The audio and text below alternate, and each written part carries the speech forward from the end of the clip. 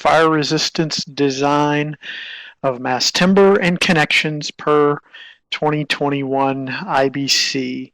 And this is a very timely topic. You've seen the description. Hopefully that's why you're here. So I'll just talk briefly about the learning objectives.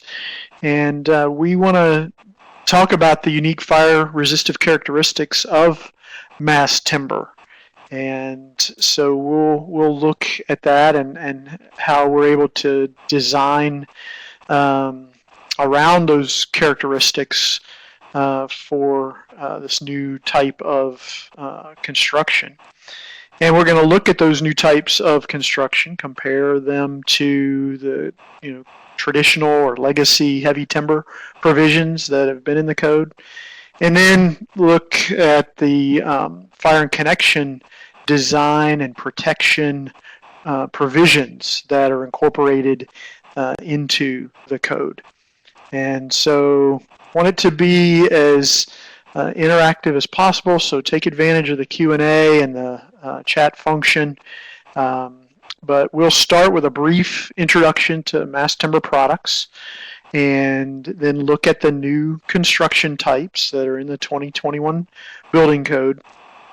And then after the break and Q&A, after the first hour, we'll jump into the fire resistance design and connection protection provisions and look at that in much more detail. So this is pretty cutting edge stuff. If you're here today and you've heard about mass timber, maybe done some work in heavy timber, these provisions are now in the 2021 building code. The 2021 building code, by the way, is available now. If you don't have your copy, make sure to take a look at the ICC website. You can get that electronically or in print now, and all those provisions are incorporated. And we'll talk about some other resources that may be helpful to you as well.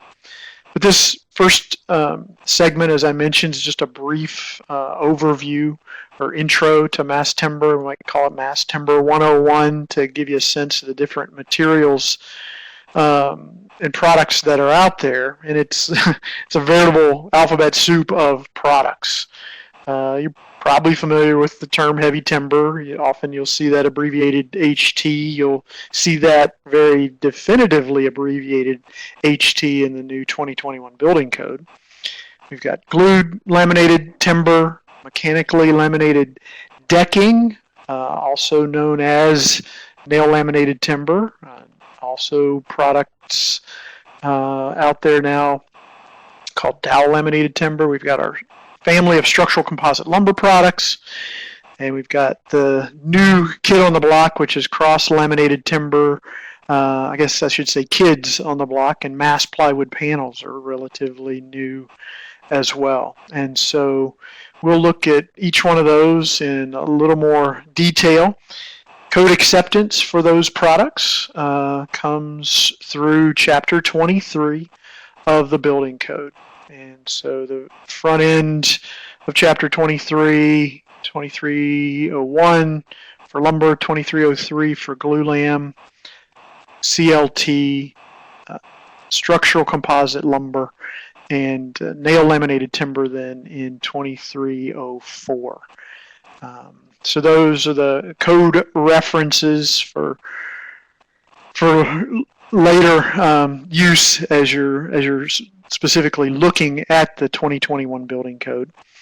The 2021 building code references the 2018 National Design Specification for wood construction.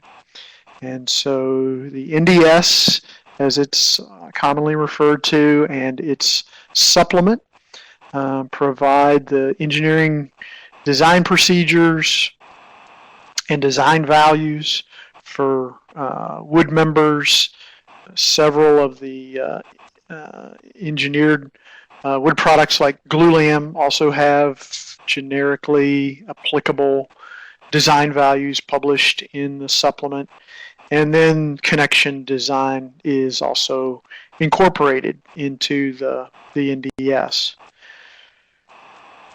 Chapter 4 covers sawn lumber, which would also incorporate the mechanically laminated decking. So design for mechanically laminated decking, which is typically a 2x material, would be per the sawn lumber chapter. Structural glued laminated timber in Chapter 5.